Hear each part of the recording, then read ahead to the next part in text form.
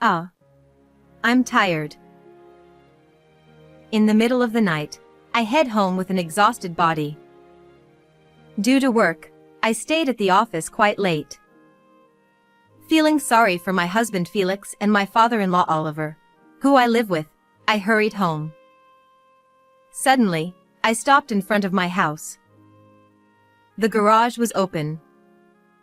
Before I could wonder why, the car in the garage suddenly sped out. I let out a small scream, eek, and shrank back. The car that had sped out suddenly stopped in front of me. Oliver was gripping the steering wheel in the driver's seat, and as soon as he noticed me, he opened the passenger door from the inside. Louisa! Get in the car! What? Wait a minute. What's going on? At this hour? Don't make a fuss. I'll explain later. Just get in quickly. Pushed by his intense urgency, I quickly opened the passenger door and got into the car. Before I could lock my seatbelt, Oliver sped off again, and I let out another small scream, eek. As the car started, I heard a shout from behind. Turning around, I saw Felix shouting something unintelligible. He seemed to be chasing the speeding car, desperately trying to catch up with us. What is this situation? Felix, with a furious expression, was chasing us from behind, while Oliver, with a serious face, gripped the steering wheel. Sandwiched between the two, I could only continue to grimace in fear. My name is Louisa. I work at a company near the station and live with my husband Felix and my father-in-law Oliver. My husband and I work at the same place, but Felix is a full-time employee, and I work part-time. I handle most of the housework, and Felix helps out without complaint when asked. Felix has a handsome face. At random moments, he looks at me with his droopy eyes and slightly raised mouth corners. While washing dishes, he would stare at me with a slight smile, making me chuckle. What? What are you looking at? Your hairstyle. I think you look very beautiful with your hair tied back. I almost dropped the dish I was washing. Felix is always like this. He compliments me on parts of myself that I don't pay attention to at random moments. It's an obvious lip service, but it still makes me happy to be complimented. He is kind. Or rather, he might be too kind. At work, Felix is my boss. Even when mistakes happen, Felix never gets angry with me and always provides appropriate assistance and guidance. To others, he may appear as a kind and wonderful husband. I think so too. However, there is a strange uneasiness lingering in my heart, and I wonder if I am a bad person for not being able to trust my overly kind husband. Felix and I met at our current workplace. I remember that I didn't think anything special when we first met. Perhaps we progressed to marriage because we had common points with each other. That was a long time ago. My parents died in a car accident. It happened when I was in the 5th grade, on our way to a hotel for a trip. I was looking at the different countryside scenery from the car window. Suddenly, my father shouted, Stop! No! And my mother pulled me close with a pained cry. The driver of the oncoming car had an epileptic seizure and crashed into our car, making the news. My father and mother died. I only suffered minor fractures in my arms and legs. Relatives and friends who came to visit me said things like it's a miracle and I'm glad you're safe, as if I was lucky. Looking at my bandaged limbs, I questioned if this was really a miracle and if it was really good. My mother's relative, with tears in her eyes, said, Your mother died in a position protecting you. You have to live for her too. No, this is a dream. It's all fake. Yes, I understand. You're confused now. It's okay. Everything will be okay. I pressed my bandaged hand against the hospital bed rail to confirm the pain. It was real pain, not fake. I couldn't stop crying. I was sad that my parents had died and that I was alive. Even so, I grew up supported by many kind relatives. I think I received a lot of love. I always resolved in my heart that I had to become a responsible adult. After that, I worked hard as a member of society. I met Felix at the same workplace and gradually noticed his diligent work attitude. His way of dealing with customers, his serious and sincere attitude. He was kind to everyone and had good looks, so I thought he was out of my league and not a romantic interest. But Felix was the one who invited me on our first date. And the second and third dates were also initiated by him. At the end of our third date, I couldn't suppress my feelings for him. When I asked him to go out with me, Felix, with a slightly clouded expression, told me about his past. I lost my mother and live with my elderly father. Also, I recently got divorced. I see. I'm trying to forget about the divorce by focusing on work. Knowing I'm a divorced man, you might reconsider dating me, right? I don't mind. Because I like your dedication to your work, Felix. Felix looked a little surprised and then smiled gently. The longer our relationship lasted, the more we were drawn to each other. Just before I turned 40, Felix proposed to me. It was in a dimly lit restaurant on a high floor with a beautiful view of the night sea. In a situation that seemed made for a proposal, he seriously asked me to marry him. At that moment, I felt like the protagonist of a movie. Back when I lost my parents, felt despair, and thought this world was fake, it finally felt like the scenery before me had become real. Felix told me about his family, which he hadn't talked much about before. His mother had already passed away, and he lived with his elderly father, Oliver. He suggested that we live together with Oliver after marriage, because he was worried about him, and I readily agreed. Both Oliver and my husband are kind, and we live a satisfying life. We decided not to have children. Felix and I, knowing the pain and sadness of losing parents, were afraid of becoming parents ourselves. I am content with this way of life.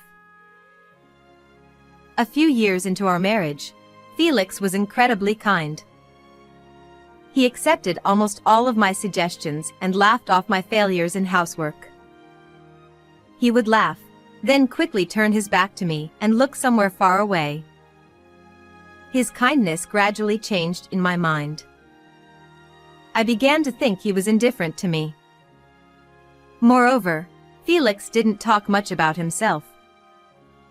His work was fulfilling but demanding. His return times were irregular, and he often secluded himself in his study on holidays. His actions lacked consistency, like suddenly inviting me to go shopping or on a date, or worrying about Oliver. Somewhere, I heard the phrase, "People who cheat have leisure." I don't remember where I heard it, but Felix's relaxed demeanor always puzzled me. Felix was handsome and popular, but I couldn't tolerate infidelity. Wanting to trust Felix, I decided to hire a detective agency to investigate. They said it would take a week. The investigation was surprisingly expensive, but if it proved Felix's innocence, I could truly believe he was a kind person. When I returned home from the detective agency, I found Oliver sitting in a chair, clutching his chest. "Oliver!" I rushed over, rubbed his back, and handed him his medicine and water. Oliver had a heart condition and was prescribed several medications. Due to his age, he also took many medications for managing blood pressure and cholesterol. Although I wasn't told the details, the medications seemed to be more for controlling the progression of his illness rather than curing it. Thank you. I should feel better in a bit. Oliver said. Although Oliver usually lived like a healthy person, sudden attacks were troublesome.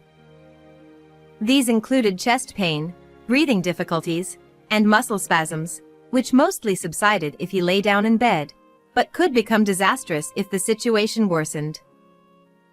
Recently, Oliver's health had deteriorated.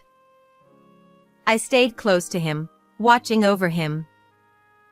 I wanted to consult Felix, but he didn't come home even late at night, and his responses to my messages were always, I'm busy. Sorry. Since we worked at the same place, I thought I knew how busy Felix was, but he was the one who suggested taking care of Oliver, yet he was being a bit harsh. I pouted as I organized Oliver's many medications into a case. It felt off. A week later, I was in the narrow office of the detective agency. Sitting on a well-worn sofa, I listened to the findings of the investigation. In conclusion, Felix was having an affair. I was told he was in a relationship with a woman named Ida. Ida, a name I had never heard before. As I looked at the name of this unknown woman and the photo of her profile, which seemed to have been taken secretly, I felt depressed. Divorce. I muttered as if it were someone else's problem. Losing my parents and getting used to loneliness, I had grasped a fleeting happiness. I smiled faintly. Returning home, I put the documents from the detective agency on an unused shelf. I put a kettle of water on the stove and started preparing my favorite herbal tea. As I poured hot water into the glass pot, the sweet, honey-like scent of linden filled the room. What a nice aroma, Louisa. Oliver said, coming out of his room while holding his leg slightly and smiling. I immediately supported Oliver by his side and sat him down on the living room sofa. When I handed him the TV remote, he shook his head quietly, so I made 2 cups of freshly brewed herbal tea and sat down. It's delicious. I should sleep well. Oliver said. How are you feeling, Oliver? I asked. There are good times and bad times. But how about you, Louisa? Aren't you tired from taking care of me? Oliver added with a laugh, as if it was difficult to say in front of me. That smile was very similar to Felix's when we first met. Maybe that's why.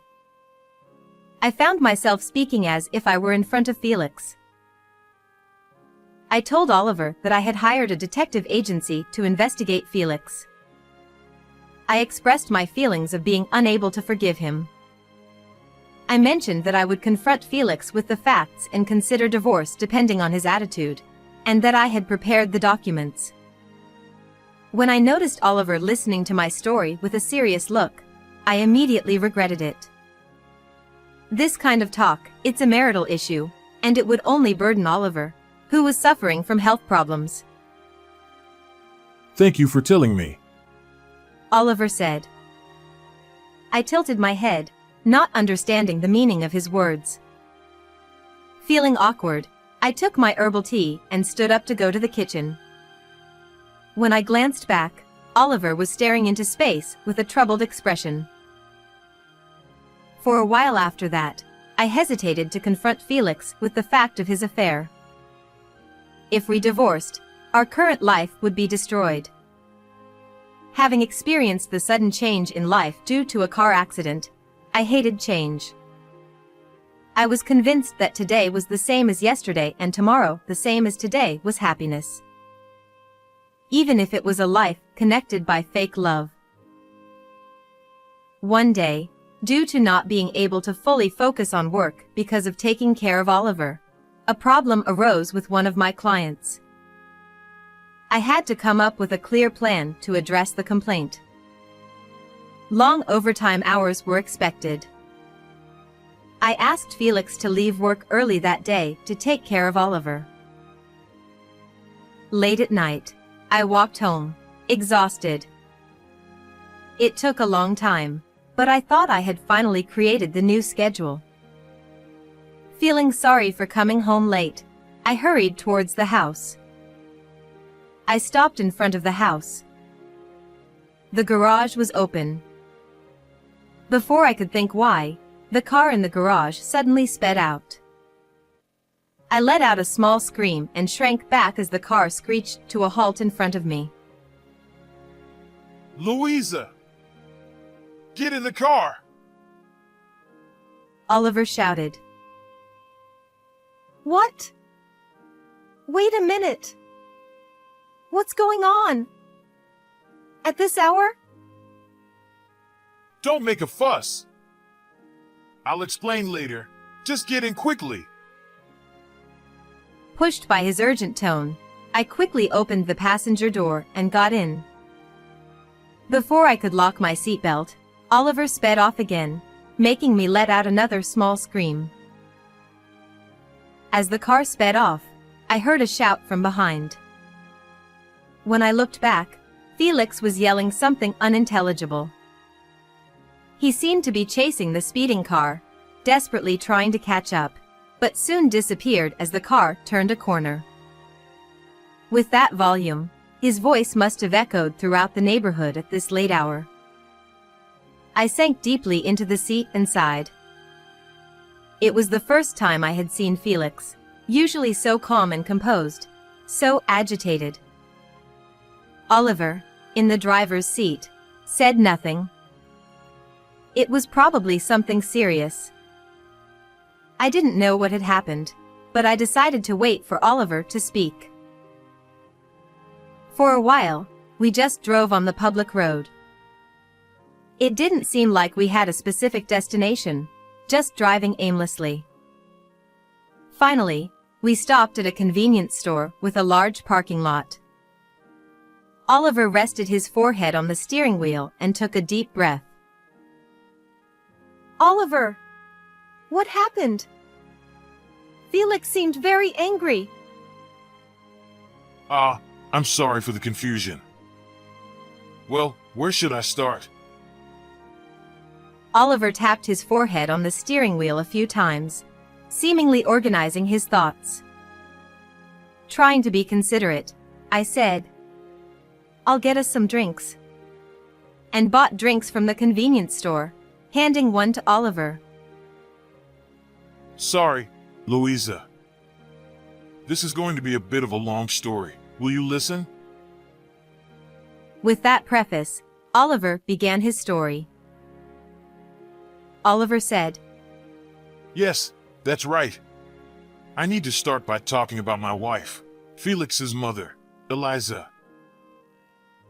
It was surprising that the root of this commotion was related to my deceased mother-in-law, and I tilted my head in confusion. Felix's mother, Eliza, was said to be a very amorous person. In her youth, she apparently dated multiple men simultaneously.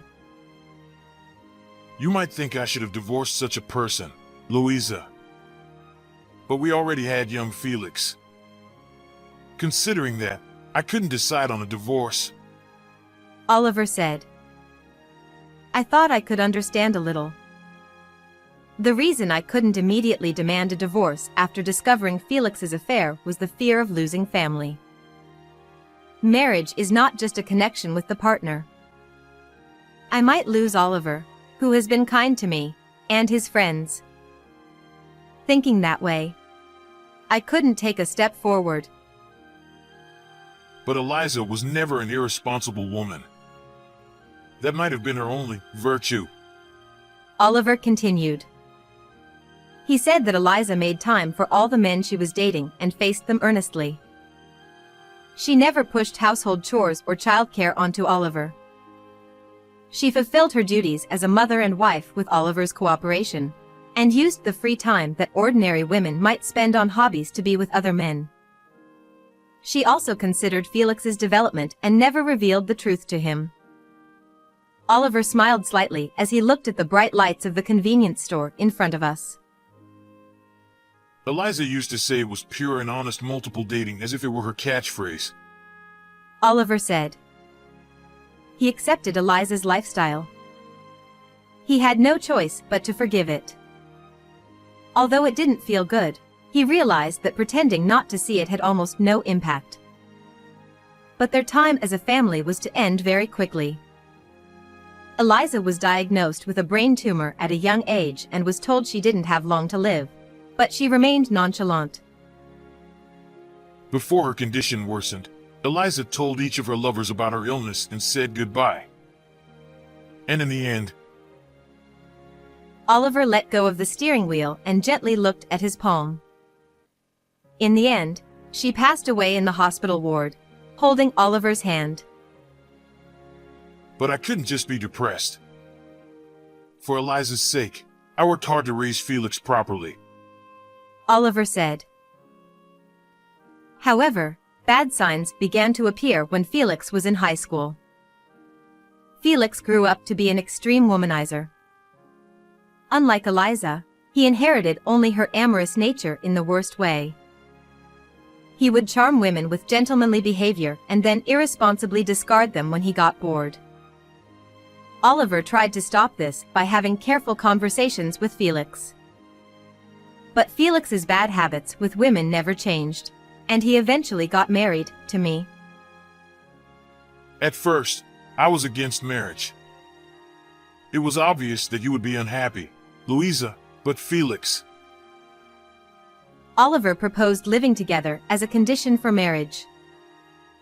For Oliver, who had physical disabilities, it was a very attractive offer. However, most of Oliver's care was left to me, and while Felix appeared kind on the surface, he was always out playing. Despite being busy with work, he still made time to cheat, which was practically a disease. At first, he said things like, I'll stop playing around and prioritize married life. Oliver thought he would observe for a while, but in reality, Felix was secretly playing around.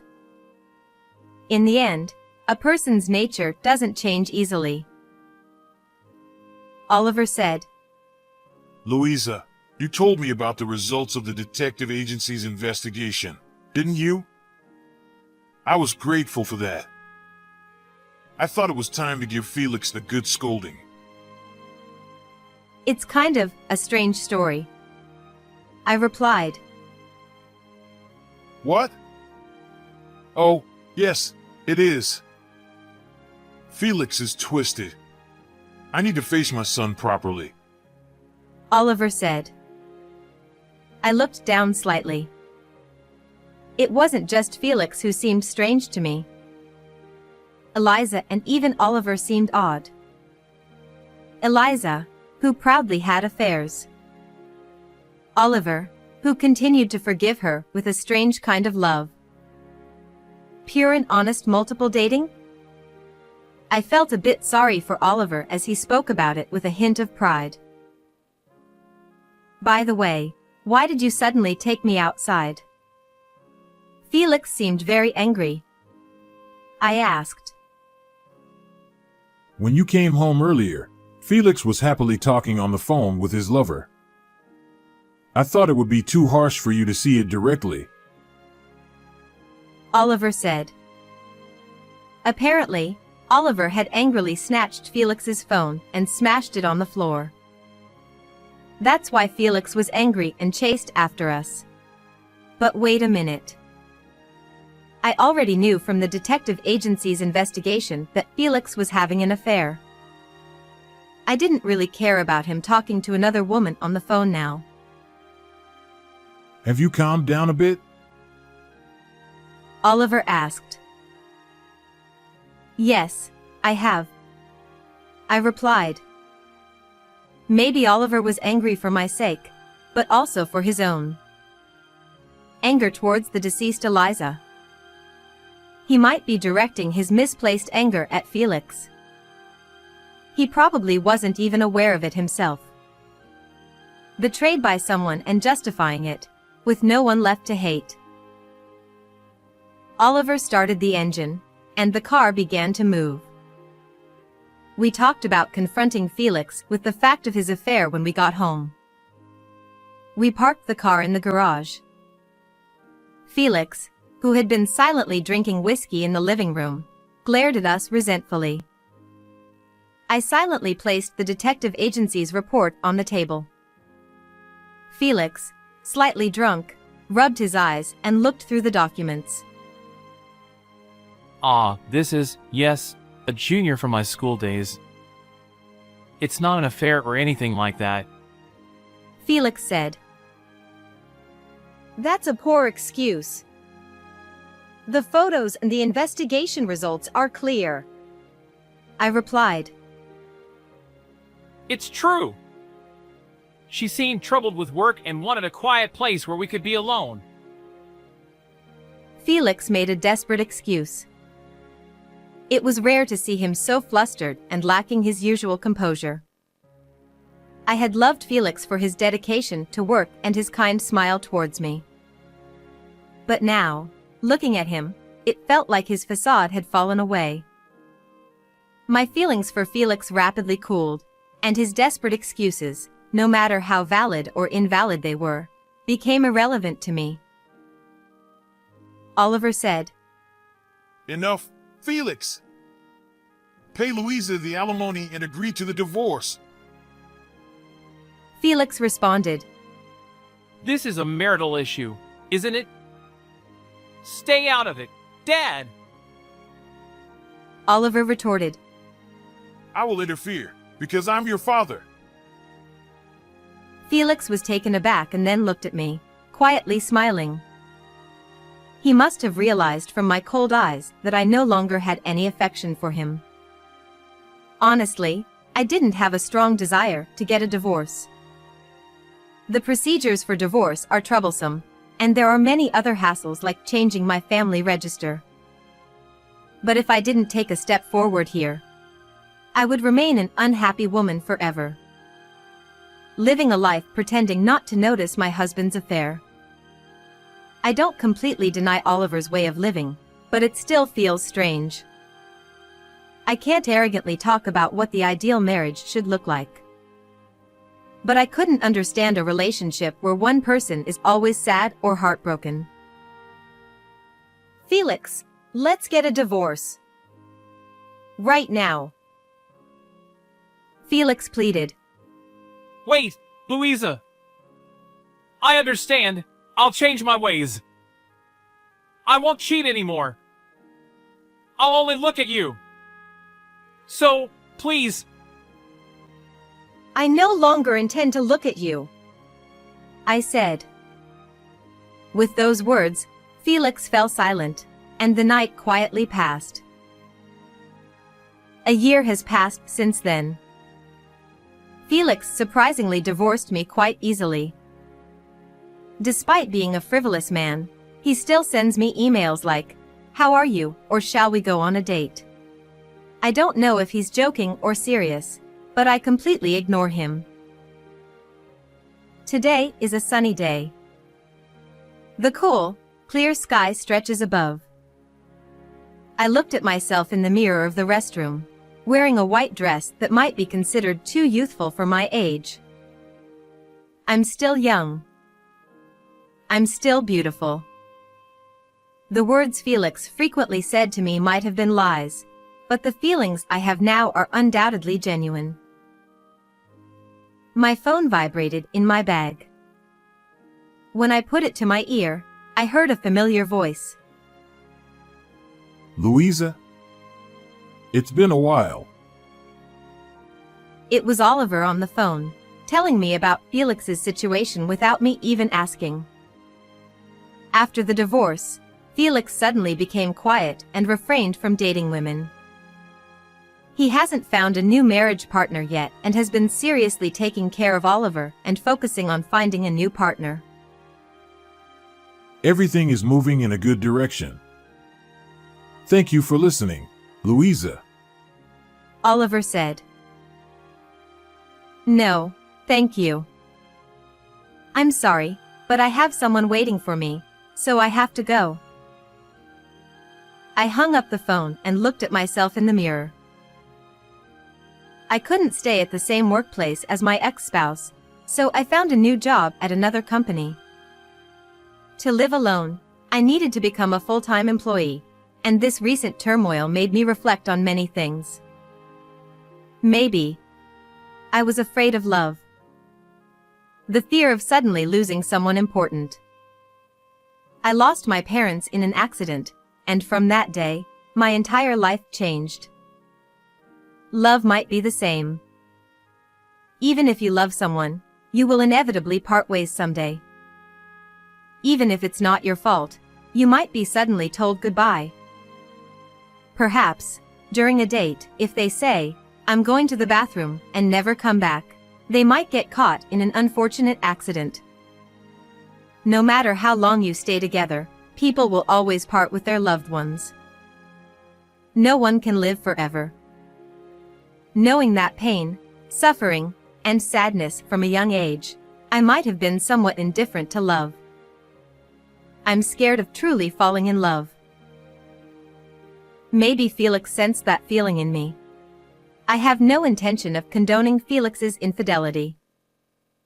But if I had truly loved him from the bottom of my heart, if I had desperately clung to him, trying to get his attention, even though he was always kind but somewhat indifferent. It's pointless to even imagine that.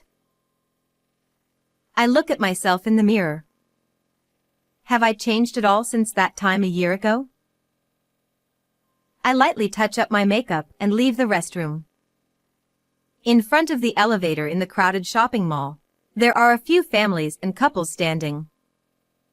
In that waiting area, a tall man smiles at me, and it feels like only his surroundings brighten up. I smile back at his smile. Casually, I hold his hand. He seemed a little surprised, but he held my hand without letting go. That made me so happy that I couldn't help but smile. Now, to truly find happiness, I take a step forward. How did you like this story? Please don't forget to subscribe to the channel. See you in the next video.